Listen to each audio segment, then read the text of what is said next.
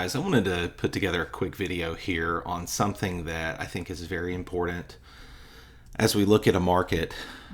Let me come to the Bitstamp chart for XRP.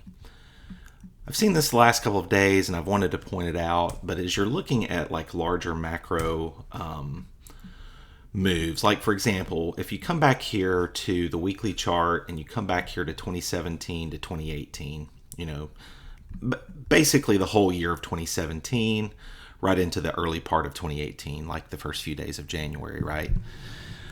What I want to show you is a concept that I've seen on a lot of smaller time frames as well, and we can dig down into this chart here in a second. I can show you how this plays out on smaller time frames as well.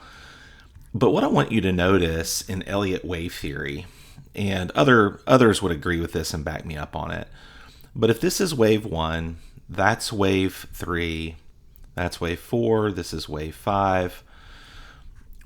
What I want you to notice is how there is a simple, complex combination to Elliott Wave theory, which just basically means that if wave 2 is simple, meaning it's quick, it's clean, there's not a lot of sideways, it's just a quick move down, it's simple, then wave 4 is typically going to be complex within your corrective waves, right? So like over here, if this was wave 1 and this is wave 2, and clearly wave 2 has been more complex, 7 months of sideways correction, I think qualifies on the weekly as a complex wave 2 correction. So if that's the case, then what could we expect once we hit wave 3? What could we expect for a wave 4? I would tend to lean, and this is I hope you hear my language, I would tend to lean.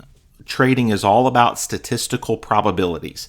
But as you look at market history and you look at what was clearly an impulsive wave, and so far we have to assume this is impulsive, this isn't corrective. We're right up here against the old all-time high back in 2018. We've now, reaccumulated for 7 months beneath the old all-time high. So this is impulsive, but this was a complex correction. So what that means is that probably wave 4, the wave 4 correction, is going to be very simple compared to wave 2 on this macro move for XRP. Let me show you where you can look at this on smaller time frames. So let's come down to the 4-hour, and we'll come back to something as recent as, let's just take this little one right here. 1, 2, very simple, very quick. 1, 2, 3, 4. Now one could argue that this is about as simple as this one is, but there was more time complexity there with wave 4, and then 3, and then we had our A, B, and then C down. Let me find a better example. Okay, yeah, just coming back to our recent November breakout. Okay. So again, a lot of people are saying this was wave 1. I struggle seeing that as wave 1. Okay. I think this all was wave 1, but I guess we'll find out, right? So, and this is a parabola, so it's not as clean when it comes to the simple complex standard. But even there, you can see this playing out to some degree. But that's not a good example. Probably the macro is what we're going to have to stick with. Let's see. So there's another example. Back in 2021 or 2020, 2021, we had a 1, 2, 3, complex 4, and then a 5th. This here isn't really an impulsive wave. It's more of a leading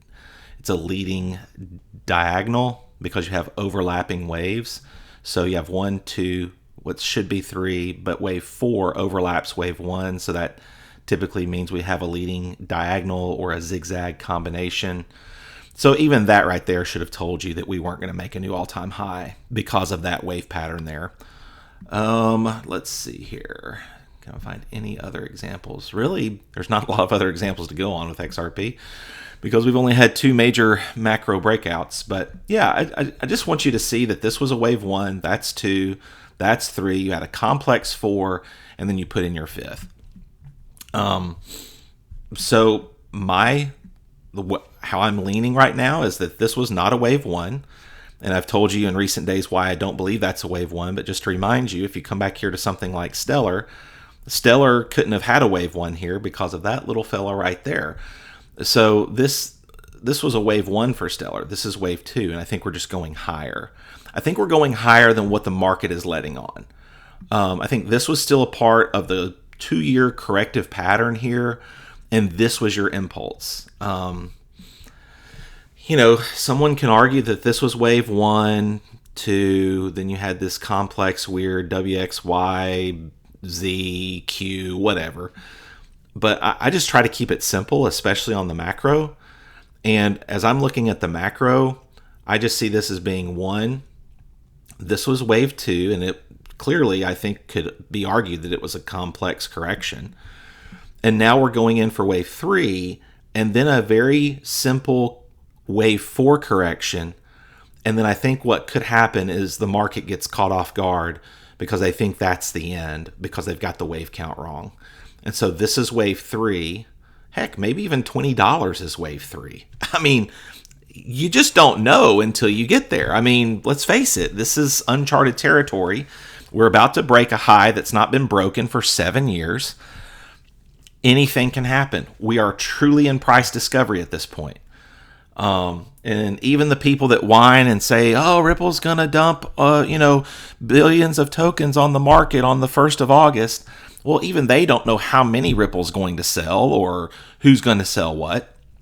So we just don't know until we get there. So keep that in mind, that I believe that what we're seeing here is a wave 1 with a complex wave 2. Now we're putting in wave 3. And then we're going to have a simple wave 4 that catches the market off guard. And then we're going to go in for the 5th. That's where I'm leaning as I'm looking at what the market is telling me right now. Of course, that assumes we're about to break this recent high at 340-ish. And we're going to start putting in new all-time highs at $5, $6 and go from there. Of course, we're going to have sub waves in there. So we might come up to 5 and 6 and then pull back to retest 350 or 340. That can happen. But I think ultimately, we're going to see this move in such a way that at least wave 3 is going to take us to,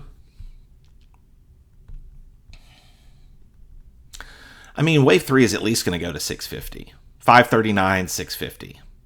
But that just doesn't make sense because Elliott Wave rules demand that wave 3 is often the longest but never the shortest wave.